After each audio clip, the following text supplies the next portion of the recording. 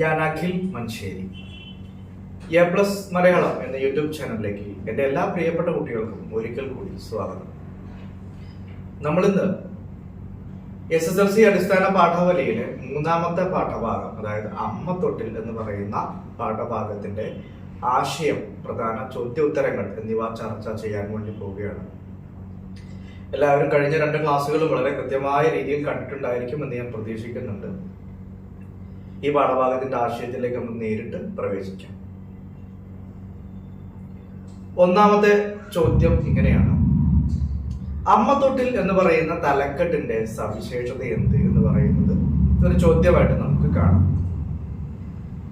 അമ്മത്തൊട്ടിൽ എന്ന് പറയുന്നത് അനാഥരായ കുട്ടികൾ, ഉപേക്ഷിക്കപ്പെട്ട കുട്ടികൾ, ഇവരൊക്കെ താമസിപ്പിക്കുന്ന ഇടമാണ് അമ്മത്തൊട്ടിൽ എന്ന് പറയുന്നത്. ഇവിടെ ഈ അമ്മത്തൊട്ടിൽ എന്ന് പറയുന്ന ഇടത്തിനെ അമ്മയെ ഉപേക്ഷിക്കുന്നതിനുള്ള ഇടമായിട്ടാണ് കവിയോടെ വിശേഷിപ്പിക്കുന്നത്. ഇതാണ് അമ്മത്തൊട്ടിൽ എന്ന് പറയുന്ന തലക്കെട്ടിന്റെ സവിശേഷതയാണ് നമുക്ക് കാണാനുള്ളത്. അടുത്തത്, അമ്മയുടെ വാർദ്ധക്യാവസ്ഥ എഴുത്തുകാരൻ എങ്ങനെയാണ് കവിതയിലൂടെ പരാമർശിക്കുന്നത് എന്നുള്ളതാണ് ഈ പാഠത്ത് നിന്ന് ചോദിക്കുന്ന അടുത്ത പ്രധാനപ്പെട്ട ചോദ്യം. നമുക്കറിയാം, ഈ കവിതയിലെ ആദ്യത്തെ ഭാഗത്താണ്, ആദ്യത്തെ 8 വരികളിലാണ് അമ്മയുടെ വാർദ്ധക്യാവസ്ഥ നമുക്ക് വളരെ കൃത്യമായ രീതിയിൽ കാണാൻ സാധിക്കുന്നത്. എങ്ങനെയാ കാണാൻ സാധിക്കുന്നത്? നമുക്കറിയാലോ, ഭാര്യയുടെ വാക്ക് കേട്ടിട്ട് മകൻ സ്വന്തം അമ്മയെ ഉപേക്ഷിക്കാനായി ഇറങ്ങിത്തിരിക്കുകയാണ്. ആ വരികൾ ഇങ്ങനെയാണല്ലോ: കാറിന്റെ പിൻസീറ്റിൽ അമ്മയെ നേരെ ഇരുത്തിയിട്ടും ഒരു ഭാഗത്തേക്ക് ചെരിഞ്ഞുകൊണ്ടാണ് അമ്മ ഇരിക്കുന്നത്. അതായത് നേരെ ഇരിക്കാനുള്ള ശേഷി പോലും ആ പാവത്തിനില്ല എന്ന് നമ്മൾ മനസ്സിലാക്കുന്നു. രണ്ടാമതായി, കയ്യുകളോ, ചുക്കിച്ചുളിഞ്ഞ കയ്യുകൾ, വിരലുകൾ ഒന്ന് നിവർത്താൻ പോലും ആവാതെ അത് മാറോട് ചേർത്ത് പിടിച്ചുകൊണ്ടാണ് ഒരു ഭാഗത്തേക്ക് ചെരിഞ്ഞുകൊണ്ട് അമ്മ ഇരിക്കുന്നത് എന്ന് നമുക്കവിടെ ആ ഒരു രൂപത്തിനെ നമുക്ക് മനസ്സിലാക്കാൻ സാധിക്കും. അടുത്തതായിട്ട് അമ്മയുടെ കണ്ണുകൾ. എങ്ങനെ അമ്മയുടെ കണ്ണുകൾ? മങ്ങിപ്പഴകിയ പിഞ്ഞാണത്തിന്റെ നിറമായിട്ടുണ്ട് അമ്മയുടെ കണ്ണുകൾക്ക്. അല്ലെ, നിറമൊക്കെ നഷ്ടപ്പെട്ടു പോയിട്ടുണ്ട്. പാടയും പീളയും മൂടിയിട്ടുള്ള കണ്ണുകൾ, ഏറെ പണിപ്പെട്ട് അടച്ചു തുറന്നവ, ഏറെ പണിപ്പെട്ടുകൊണ്ടാണ് അമ്മ അടച്ചു തുറക്കുന്നത്. അപ്പൊ ഇത്ര വരികൾ മാത്രം മതി അമ്മയുടെ വാർദ്ധക്യാവസ്ഥ, അമ്മയുടെ ആ കൃത്യമായിട്ടുള്ള ജീവിതാവസ്ഥ നമുക്ക് മനസ്സിലാക്കാനും. മറ്റു വരികളുടെ ഒന്നും ആവശ്യമില്ല. അമ്മയുടെ ഇരിപ്പും അമ്മയുടെ കിടപ്പും അമ്മയുടെ കൈകളുടെ രീതികളും അമ്മയുടെ ആ കണ്ണുകളും, അല്ലെ, ഇതേ പ്രത്യേകതകളൊക്കെ നമ്മൾ മനസ്സിലാക്കുമ്പോൾ എന്താണ്, കൃത്യമായിട്ട് അമ്മയുടെ വാർദ്ധക്യാവസ്ഥ മനസ്സിലാക്കാൻ സാധിക്കുന്നത്. അടുത്തതായിട്ട് നമ്മൾ പഠിക്കേണ്ടത് അമ്മയെ മകൻ ഉപേക്ഷിക്കാൻ പോകുന്ന ഇടങ്ങൾ ഏതൊക്കെയാണ് എന്നുള്ളത് നമ്മൾ കൃത്യമായിട്ട് പഠിച്ചു വെക്കണം. ഈ പാഠത്തിൽ മാർക്കുകൾ പോകുന്നത് ഇങ്ങനെയാണ്: നമ്മൾ ഓരോന്നോരോന്നായി ക്രമത്തിൽ പഠിക്കാതെ നമ്മുടെ ഈ ക്രമം മാറിപ്പോകുമ്പോൾ, അതായത് ആദ്യം എവിടെയാണ് ഉപേക്ഷിക്കാൻ പോകുന്നത്, രണ്ടാമത് എവിടെയാണ് അമ്മയെ ഉപേക്ഷിക്കാൻ വേണ്ടി മകൻ പോകുന്നത്, ഈ ക്രമം മാറിക്കഴിഞ്ഞിട്ടുണ്ടെങ്കിൽ നമുക്ക് ഈ പാഠത്തിൽ നിന്ന് ചോദിക്കുന്ന ഉത്തരങ്ങളും കൃത്യമായ രീതിയിൽ നമുക്ക് മനസ്സിലാവാതെ എഴുതാൻ പറ്റാതെയും വരും. അതുകൊണ്ട് പഠിച്ചു വെക്കാം.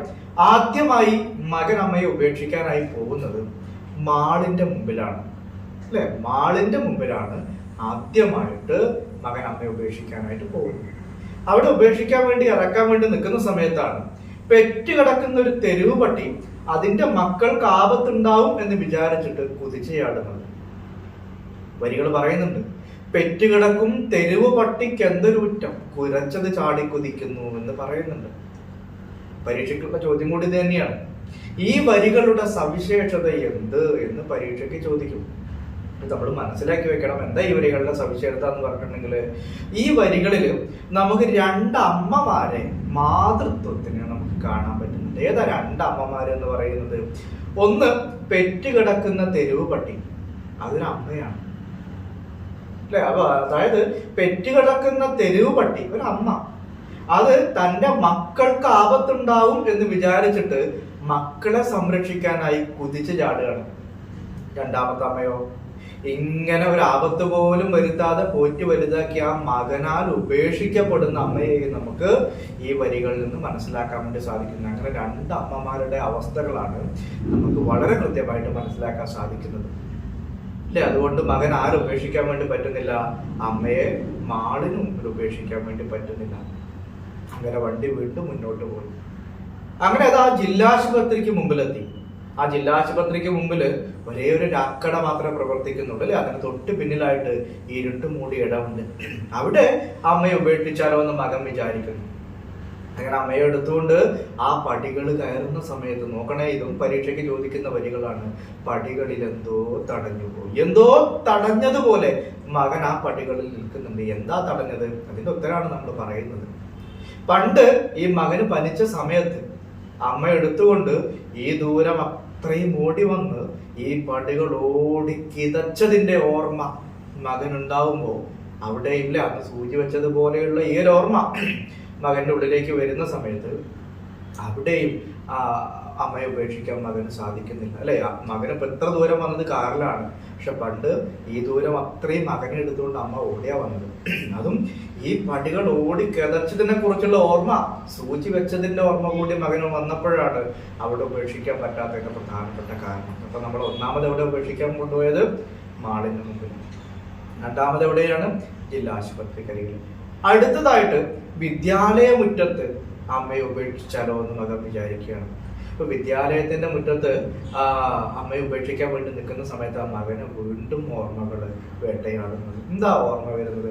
പണ്ട് എന്നെ സ്കൂളിൽ ചേർത്ത സമയത്ത് ഞാൻ വാശി പിടിച്ച് കരഞ്ഞപ്പോ എന്റെ കരച്ചില് കണ്ട് വീട്ടിലേക്ക് പോകാൻ സാധിക്കാതെ സ്കൂളിന്റെ ചുറ്റുമതിലിനപ്പുറത്ത് ഉച്ചയാവുന്നത് വരെ ആര് കാത്തു നിന്നിട്ടുണ്ടായിരുന്നു? അമ്മ കാത്തു നിന്നിട്ടുണ്ടായിരുന്നു അല്ലെ. അന്ന് എന്റെ കരച്ചിൽ ഇല്ലാതാക്കിയത് ആരാണ്? ഈ അമ്മയായിരുന്നു. അതുകൊണ്ട് അവിടെയും മകന് അമ്മയെ ഉപേക്ഷിക്കാനായിട്ട് സാധിക്കുന്നില്ല അല്ലെ. അങ്ങനെ വണ്ടി പിന്നെയും മുന്നോട്ടേക്ക് പോകുന്നുണ്ട്. പിന്നെ എവിടെ കൊണ്ടുപോയി ഉപേക്ഷിക്കണം എന്ന് പറയുന്ന സമയത്താണ് ഒന്നെന്നെ കൊണ്ടുപോയിടണം എന്ന് ശല്യപ്പെടുത്താറുള്ള കോവിലിൽ അമ്മയെ ഉപേക്ഷിച്ചാലോ എന്ന് വിചാരിച്ചു. അങ്ങനെ ആ അമ്പലത്തിന് മുമ്പിൽ ഉപേക്ഷിക്കാൻ വേണ്ടി നിൽക്കുന്ന സമയത്താണ് ആരോ മുന്നിലൂടെ നടക്കുന്ന പോലെ മകൻ കാണുന്നുണ്ട്. അപ്പൊ മകൻ തന്നെ ദേഷ്യം എന്ന് പറയുന്നുണ്ട്, പുറത്തേക്ക് അശാന്തനായ ഈശ്വരൻ കാറ്റൊന്നു കൊള്ളാൻ ഇറങ്ങിയോ അല്ലെ. മനുഷ്യന്മാരാരും ഈ സമയത്ത് ഇറങ്ങി നടക്കാൻ സാധ്യതയില്ല. ഇനി ദൈവം ഉള്ളിൽ നിന്ന് സമാധാനം കിട്ടാതെ പുറത്തേക്ക് കാറ്റ് കൊള്ളാനോ മറ്റിറങ്ങിയതാണോ എന്ന് മകൻ തോന്നുന്നുണ്ട്. പക്ഷെ അയാൾ അവിടെ കണ്ടതുകൊണ്ട് തന്നെ അവിടെ ആർക്കും ഉപേക്ഷിക്കാൻ പറ്റുന്നില്ല, മകൻ അമ്മയെ ഉപേക്ഷിക്കാൻ പറ്റുന്നില്ല. അങ്ങനെ ഏറെ തണുക്കുന്നുണ്ട്. രാത്രി ഏറെ വൈകി. ഏറെ തണുത്ത സമയത്ത് കാറിന്റെ ചില്ലുയർത്തുന്നുണ്ട്. ഈ കാറിന്റെ ചില്ലുയർത്തുമ്പോഴും മകന്റെ മനസ്സിലേക്ക് വീണ്ടും ഓർമ്മകൾ എത്തുന്നുണ്ട്. എന്തൊക്കെയാണ് ഓർമ്മ? ഈ പണ്ട് ഏറെ തണുത്ത സമയത്തില് ആ കരിമ്പടത്തെ കുറിച്ചുള്ള ഓർമ്മ, അമ്മയുടെ കരിമ്പടത്തിന്റെ ഉള്ളിലിരുന്ന് ഓർമ്മ മകന് വരുന്നുണ്ട്. രണ്ട്, അമ്മയുടെ വയറ്റത്ത് പറ്റിക്കിടന്ന ചൂടിനെ കുറിച്ച് മകൻ ഓർമ്മ വരുന്നുണ്ട്. മൂന്ന്, അമ്മയുടെ തലയിലെ കാച്ചി എണ്ണയുടെ ഗന്ധം മകൻ ഓർമ്മ വരുന്നുണ്ട്. നാല്, പുലർച്ചയിൽ ഓലക്കൊടികൾ പുകയുന്നതിന്റെ ഗന്ധം. ഇത് മനസ്സിലാക്കി വെക്കണം. കാറിന്റെ ചില്ലുയർത്തുന്ന സമയത്ത് മകന്റെ മനസ്സിലേക്ക് ഓടിയെത്തിയ ഓർമ്മകൾ എന്തെല്ലാം? അപ്പൊ 4 ഓർമ്മകളാണ് ഓടിയെത്തുന്നത് നമ്മൾ പഠിച്ചു. ഒന്ന്, കരിമ്പടത്തിനെ കുറിച്ചുള്ള ഓർമ്മ. 2, അമ്മയുടെ വയറ്റത്ത് പറ്റിക്കിടന്നതിനെ കുറിച്ചുള്ള ഓർമ്മ. 3, അമ്മയുടെ തലയിലെ കാച്ചി എണ്ണയുടെ ഗന്ധം. 4, പുലർച്ചയിൽ ഓലക്കൊടികൾ പുകയുന്നതിന്റെ ഗന്ധം. ഈ 4 ഓർമ്മകൾ മകന്റെ മനസ്സിലേക്ക് വരുന്നുണ്ട്. മകൻ തീരുമാനിക്കുന്നുണ്ട്, മടങ്ങാതെ വയ്യ, ഒന്നിനും കൊള്ളരുതാത്തവൻ എന്ന് എന്റെ ഭാര്യ എന്നെ പഴി പറയാൻ സാധ്യതയുണ്ട്, എന്നാലും ശരി തിരിച്ചു വീട്ടിലേക്ക് മടങ്ങി പോവാതെ വയ്യ എന്ന് മകൻ പിന്തിരിഞ്ഞ് നോക്കുന്ന സമയത്ത് കാണുന്ന കാഴ്ച എന്താണ്? വലത്തോട്ട് പൂർണ്ണമായി ചാഞ്ഞ് മടങ്ങി മയങ്ങി കിടക്കുന്ന കാഴ്ചയാണ് മകൻ കാണുന്നത്. അമ്മ അല്ലെ, അമ്മ വലത്തോട്ട് പൂർണ്ണമായി ചാഞ്ഞ് മടങ്ങി മയങ്ങി കിടക്കുന്നുണ്ട്. കണ്ണുകൾ എന്നേക്കുമായി തുറന്നു വെച്ചുകൊണ്ടാണ് അമ്മ കിടക്കുന്നത്. ഇവിടെയും പരീക്ഷയ്ക്ക് ചോദിക്കുന്ന ഒരു ചോദ്യമുണ്ട്, അമ്മയ്ക്ക് എന്ത് സംഭവിച്ചിട്ടുണ്ടാകാം? ഇപ്പൊ അമ്മ മരിച്ചുപോയി എന്ന് ഒറ്റ വാക്കിൽ ഉത്തരം എഴുതിയത്, എന്തുകൊണ്ട് മരിച്ചു എന്ന് കൂടെ നമ്മൾ സമർത്ഥിക്കേണ്ടതുണ്ട്. ഇപ്പൊ നമുക്ക് എങ്ങനെയാ പറയാം? കവിതയുടെ തുടക്കത്തിൽ ഒരു ഭാഗത്തേക്ക് ചെരിഞ്ഞ് മടങ്ങിയിരുന്ന അമ്മ, കണ്ണുകൾ ഏറെ പണിപ്പെട്ട് അടച്ചു തുറന്നിരുന്ന അമ്മ, കവിതയുടെ അവസാന ഭാഗത്ത് എങ്ങനെയാ നമ്മൾ കാണുന്നത്? വലത്തോട്ട് പൂർണ്ണമായി ചാഞ്ഞ് മടങ്ങി മയങ്ങി കിടക്കുന്ന കാഴ്ചയാണ്. കണ്ണുകൾ തുറന്നു വെച്ചുകൊണ്ട് അമ്മ കിടക്കുന്നത്. നോക്കണേ, കണ്ണുകൾ എന്നേക്കുമായി തുറന്നു വെക്കുക എന്നതും മരണത്തിനെ സൂചിപ്പിക്കുന്നുണ്ട്. കണ്ണുകൾ എന്നേക്കുമായി അടച്ചു വെക്കുക എന്നതും മരണത്തിനെ സൂചിപ്പിക്കുന്നുണ്ട്.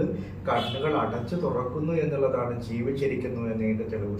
കവിതയുടെ തുടക്കത്തില് ഏറെ പണിപ്പെട്ട് അടച്ചു തുറക്കുന്ന അമ്മയുടെ കണ്ണുകൾ കവിതയുടെ അവസാനത്തില് എന്നേക്കുമായി തുറന്നു വെച്ചു എന്ന് നമ്മൾ പറയുന്നിടത്ത് വളരെ കൃത്യമായിട്ട് നിങ്ങൾക്ക് മനസ്സിലായിട്ടുണ്ട് അമ്മ മരിച്ചുപോയി എന്ന വാസ്തവം.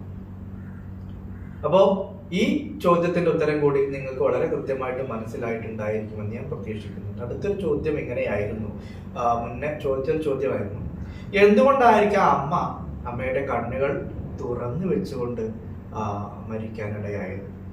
അല്ലെ, എന്തുകൊണ്ടാണ് അമ്മ കണ്ണുകൾ എന്നേക്കുമായി തുറന്നു വെച്ചുകൊണ്ടാണ് കിടക്കുന്നത് എന്ന് പറയാനുള്ള കാരണം നമുക്ക് ഇങ്ങനെ എഴുതി വെക്കാം. തന്റെ മകനെ കണ്ട് ഇപ്പോഴും അമ്മയ്ക്ക് കൊതി തീരാത്തത് കൊണ്ടായിരിക്കാം കണ്ണുകൾ എന്നേക്കുമായി തുറന്നു വെച്ചുകൊണ്ട് അമ്മ കടന്നു എന്ന് പറയാനുള്ള പ്രധാനപ്പെട്ട കാരണം. അടുത്ത വളരെ പ്രധാനപ്പെട്ട ഒരു ചോദ്യമാണ്, ഒന്നിനും കൊള്ളരുതാത്തവൻ എന്ന് ഭാര്യ മകനെ വിശേഷിപ്പിക്കാൻ സാധ്യതയുണ്ട് എന്ന് പറയുന്നുണ്ട്. പരീക്ഷയ്ക്ക് ഇങ്ങനെ ചോദിക്കും, നിങ്ങളുടെ അഭിപ്രായം വിശദമാക്കാൻ വേണ്ടി ചോദിക്കും. ഇപ്പൊ നമ്മുടെ അഭിപ്രായത്തിൽ എന്താണ്, മകൻ ഒന്നിനും കൊള്ളരുതാത്തവനാണോ? ഇപ്പൊ നിങ്ങളുടെയൊക്കെ ഭൂരിഭാഗം ആളുകളുടെ മനസ്സിലേക്ക് വന്നിട്ടുണ്ടായിരുന്നു, ഇല്ല, മകൻ കൊള്ളരുതാത്തവനല്ല എന്ന് നിങ്ങൾക്ക് തോന്നിയിട്ടുണ്ടായിരിക്കും. പക്ഷേ ഉത്തരം നേരെ തിരിച്ചാണ്. എന്താ ഉത്തരം? മകൻ കൊള്ളരുതാത്തവനാണ്. കാരണം എന്താ? ഭാര്യയുടെ വാക്ക് കേട്ട് സ്വന്തം അമ്മയെ ഉപേക്ഷിക്കാൻ വേണ്ടി തീരുമാനിച്ച മകൻ കൊള്ളരുതാത്തവനാണ് എന്നതിൽ യാതൊരു സംശയവുമില്ല. അല്ലെ, പെറ്റു വളർത്തിയ സ്വന്തം അമ്മയെ ആ ഭാര്യയുടെ വാക്ക് കേട്ടുകൊണ്ട് മകൻ ഉപേക്ഷിക്കാൻ തീരുമാനിച്ച നിമിഷം മുതൽ മകൻ കൊള്ളരുതാത്തവനായി. പിന്നെയാണോ നമ്മൾ ഈ കൊണ്ടേ കളയാൻ വേണ്ടി പോകുന്ന സമയത്ത്. അപ്പൊ മകൻ കൊള്ളരുതാത്തവനാണ് എന്നതിന് യാതൊരു സംശയവും ഇല്ല എന്ന് നമുക്ക് മനസ്സിലാക്കാൻ സാധിക്കുന്നുണ്ട്. അപ്പൊ ഇത്ര കാര്യങ്ങൾ ഈ പാഠഭാഗത്തിലെ പ്രധാന ചോദ്യങ്ങളും അതിന്റെ ഉത്തരങ്ങളുമായിട്ട് എന്ത് ചെയ്യണം, നിങ്ങൾ മനസ്സിലാക്കി വെക്കണം. ഒരു ചോദ്യം കൂടി പറഞ്ഞുകൊണ്ട് ഞാൻ നിർത്തുകയാണ്. ഓർമ്മകളുടെ വേട്ടയാടലാണോ മകന് അമ്മയെ ഉപേക്ഷിക്കാൻ പറ്റാത്തതിന്റെ കാരണം? ഇപ്പൊ നമുക്ക് മനസ്സിലാക്കാൻ പറ്റുന്നുണ്ട്, ഓർമ്മകളുടെ വേട്ടയാടൽ തന്നെയാണ് മകന് അമ്മയെ ഉപേക്ഷിക്കാൻ പറ്റാത്തതിന്റെ കാരണം. കാരണം എന്താ? ഓരോ സ്ഥലങ്ങളിലേക്ക് അമ്മയെ ഉപേക്ഷിക്കാൻ വേണ്ടി ചെല്ലുമ്പോഴും ഓർമ്മകൾ മകനെ നിരന്തരം വേട്ടയാടിക്കൊണ്ടിരിക്കുകയാണ്. അല്ലെ, ആ ഓർമ്മകളുടെ വേട്ടയാടൽ തന്നെയാണ് മകൻ അമ്മയെ ഉപേക്ഷിക്കാൻ പറ്റാത്തതിന്റെ പ്രധാനപ്പെട്ട കാരണം. അപ്പൊ ഇത്ര ചോദ്യങ്ങളും ഉത്തരങ്ങളും നമ്മൾ വിശദമായിട്ട് ചർച്ച ചെയ്തിട്ടുണ്ട്. അല്ലെ, ഈ ഒരു ക്ലാസ് കിട്ടിയിട്ടുണ്ടെങ്കിൽ അധികം നിങ്ങൾക്ക് ഇനി വായിക്കാൻ ഉണ്ടാവില്ല എന്ന് ഞാൻ പ്രതീക്ഷിക്കുന്നുണ്ട്. അപ്പൊ എൻ്റെ എല്ലാ പ്രിയപ്പെട്ട കുട്ടികൾക്കും നല്ല രീതിയിൽ പരീക്ഷ എഴുതാൻ സാധിക്കട്ടെ എന്ന് ഞാൻ വിചാരിക്കുന്നുണ്ട്. എൻ്റെ എല്ലാവിധ പ്രാർത്ഥനകളും ഉണ്ട്. ഈ ക്ലാസ്സുകൾ നിങ്ങൾക്ക് ഇഷ്ടപ്പെട്ട് കഴിഞ്ഞിട്ടുണ്ടെങ്കിൽ നിങ്ങളുടെ സുഹൃത്തുക്കളിലേക്ക് കൂടി ഈ ക്ലാസ്സുകൾ എത്തിക്കാൻ വേണ്ടി പ്രത്യേകം ശ്രദ്ധിക്കണം. അപ്പം എല്ലാവിധ ആശംസകളും നേരുന്നു. നമുക്ക് അടുത്ത ക്ലാസ്സിൽ അടുത്ത പാഠത്തിൻ്റെ ആശയവുമായി ബന്ധപ്പെട്ടിട്ട് നമുക്ക് കാണാം.